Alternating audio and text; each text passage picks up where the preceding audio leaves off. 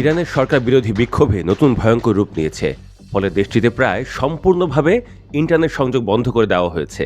আন্তর্জাতিক ইন্টারনেট পর্যবেক্ষণ সংস্থাগুলোর তথ্য অনুযায়ী বৃহস্পতিবার বিকেল থেকে ইরানের ইন্টারনেট কার্যত অচল হয়ে পড়ে। একই সময়ে রাজধানী তেহরান সহ দেশের একাধিক বড় শহরে বর্তমান শাসন ব্যবস্থার অবসান দাবিতে ব্যাপক বিক্ষোভ ছড়িয়ে পড়ে বলে দাবি করেছে মার্কিন গণমাধ্যম নিউ ইয়র্ক টাইমস। প্রত্যক্ষদর্শীদের বরাতে জানা নিউ ইয়র্ক টাইমস জানিয়েছে, তেহরানের বিভিন্ন এলাকায় হাজার হাজার মানুষ রাস্তায় নেমে আসে। বিক্ষোভকারীদের মধ্যে নারী, পুরুষ, তরুণ, বৃদ্ধ সহ সব বয়সের মানুষ ছিলেন। মৃত্যু হোক খামেনির, স্বাধীনতা স্বাধীনতা এই স্লোগানে প্রকম্পিত হয় রাজধানীর আকাশ বাতাস। অভিজাত এলাকা শাহরাগ এ ঘারব সহ যেসব অঞ্চল আগে তুলনামূলকভাবে শান্ত ছিল, সেখানেও এবার বিক্ষোভ ছড়িয়ে পড়ে।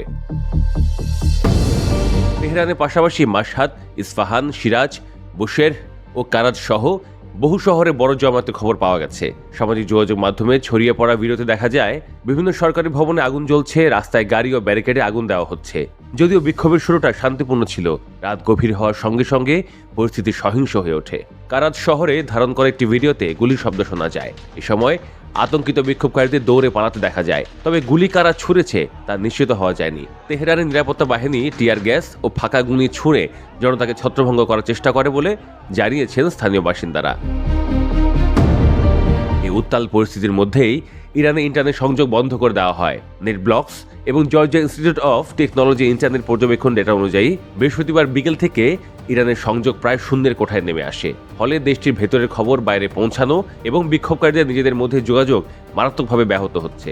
ইরানি কর্তৃপক্ষ আনুষ্ঠানিকভাবে ইন্টারনেট বন্ধের কারণ জানায়নি, তবে অতীত অভিজ্ঞতায় দেখা গেছে বড় ধরনের বিক্ষোভ ও নিরাপত্তা সংকটের সময় সরকার তথ্য প্রবাহ নিয়ন্ত্রণে রাখতে ইন্টারনেট বন্ধ করে দেয়। মানবাধিকার বিশ্লেষকদের মতে এটি দমনমূলক কৌশলেরই অংশ।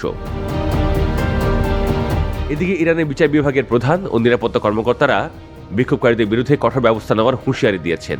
বিচার বিভাগের প্রধান বলেন, এবার কাউকে ছাড় দেওয়া হবে না। সরকারপন্থী নেতারা দাবি করছেন বিদেশি শক্তি, বিশেষ করে ইসরায়েল, এই বিক্ষোভের পেছনে উস্কানি দিচ্ছে। অন্যদিকে বিরোধী রাজনৈতিক গোষ্ঠী ও প্রবাসী নেতারা জনগণকে রাস্তায় নামার আহ্বান জানাচ্ছেন। ইরানের শেষ রাজার ছেলে রেজা পাহলভি নির্দিষ্ট সময় ঘোষণা করে বিক্ষোভে অংশ নেওয়ার ডাক দেন। বিক্ষোভে কোথাও কোথাও শাহ ফিরে আসুক এমন স্লোগানও শোনা গেছে। আবার অনেকেই রাজতন্ত্র, ধর্মীয় শাসন উভয়ের বিরুদ্ধেই অবস্থান নিচ্ছেন। মানবাধিকার সংস্থাগুলোর তথ্য অনুযায়ী সাম্প্রতিক সহিংসতায় অনেক বিক্ষোভকারী নিহত হয়েছেন, যাদের মধ্যে শিশুও রয়েছে। কয়েকটি সংস্থা নিহতের সংখ্যা 40 ছাড়িয়েছে বলে দাবি করছে। বহু মানুষ আহত ও গ্রেপ্তার হয়েছেন। অর্থনৈতিক সংকটও এই বিক্ষোভে বড় ভূমিকা রাখছে। তেহরান সহ বিভিন্ন শহরের ঐতিহ্যবাহী বাজারে দোকানপাট বন্ধ রেখে ব্যবসায়ীরা ধর্মঘটে অংশ নিয়েছেন। মুদ্রার অবমূল্যায়ন ও দ্রব্যমূল্যের ঊর্ধ্বগতিতে ক্ষুব্ধ সাধারণ মানুষও আন্দোলনে সামিল হচ্ছেন। বিশ্লেষকদের মতে বর্তমান পরিস্থিতি ইরানের জন্য অত্যন্ত সংকটপূর্ণ।